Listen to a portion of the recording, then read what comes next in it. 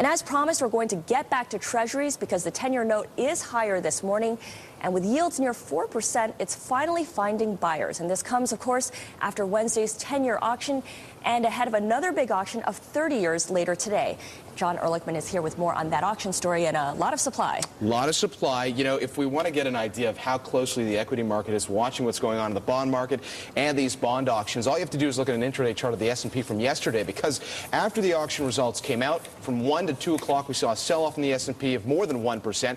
We did see buyers coming back into stocks at the end of the trading session, but Scarlett, was largely because you saw investors moving back into Treasuries. Let's just recap the auction results, by the way. It was a $19 billion auction of 10 years.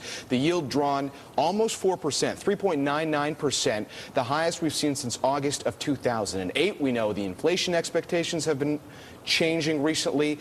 The risk appetite of investors has changed. Equities, high yield, more appealing right now. And you mentioned the concern about all that Treasury supply that's out there. But some saying psychologically 4%, perhaps an entry point. And economists polled by Bloomberg right now expecting that the yield on the 10-year is going to be about 3.65% by the end of the year, so that you are going to see some buying.